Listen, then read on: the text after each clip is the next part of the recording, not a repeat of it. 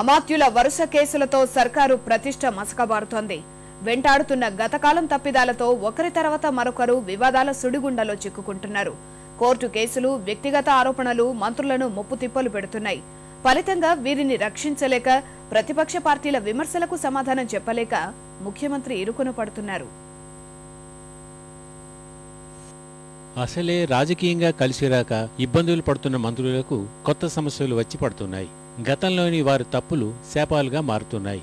ఏ మంత్రివర్గంలో లేని విధంగా కిరణ్ కేబినెట్లోని మంత్రులు ఒకరి తర్వాత మరొకరు వివాదాల సుడిగుండంలో చిక్కుకుంటున్నారు. ఇప్పటికే మంత్రి మోపుదేవి వ్యాన్పిక్ భూ వ్యవహారంలో జైలు పాలై మాజీ అయ్యారు. మరో ముగ్గురు మంత్రులు ధర్మాన, సబిత, పొన్నాలను సిబిఐ ప్రశ్నించింది. వీరితో పాటు మరో ఇద్దరు మంత్రులు కన్నా, గీతారెడ్డి కూడా జగన్ అక్రమాస్తుల కేసులో సుప్రీం నోటీసులు అందుకున్నారు. వీరిలో మోపిదేవి మినహా మిగిలిన 5 మంత్రులకు న్యాయ సహాయం అందించాలని నిర్ణయించడం పలు విమర్శలకు తావిస్తోంది. వెలుగులోకి వచ్చిన గాలి జనార్దన్ రెడ్డి బెయిల్ వ్యవహారంలో మరో మంత్రిపై ఆరోపణలు గుప్పుమంటున్నాయి. ఆయన్ను పదవి నుంచి తప్పించాలంటూ విపక్షాలు గందరగోళం చేస్తున్నాయి. తాజాగా మంత్రి పార్థసారథికి ఫెరా నిబంధనల ఉల్లంఘన కేసులో కోర్టు శిక్ష, జరిమానా విధించింది. ఆయన రాజీనామా చేయాలన్న డిమాండ్ ఊపందుకుంది. ఇలా 7 మంత్రులు న్యాయపరమైన వివాదాల్లో ఉన్నారు.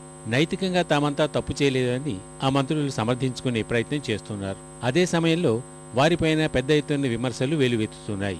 ఇప్పటికే కిరణ్ మంత్రివర్గం నుంచి జూపల్లి, కోమటిరెడ్డి, శంకర్రావు, మోపుదేవి తప్పుకున్నారు. అందులో శంకర్రావును తొలగించిన సీఎం ధిక్కరించిన వారి విషయంలో కఠినంగా వ్యవహరిస్తాననే సూచనలు పంపారు. కానీ పార్థసారథి విషయంలో మాత్రం ఇప్పటివరకు స్పందించనే లేదు.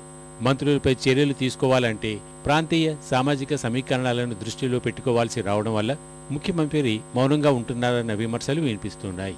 ఇలా ఒకరి తర్వాత మరొకరు వివాదాల్లో చిక్కుకొని తమతో పాటు ముఖ్యమంత్రిని సమస్యల్లోకి నెడుతున్నారు. పారదర్శక ప్రభుత్వం అని పదే చెప్పుకునే కిరణ్ ఇప్పుడు వీరి విషయంలో ఎలా నిర్ణయం తీసుకుంటారో వేచి చూడాలి.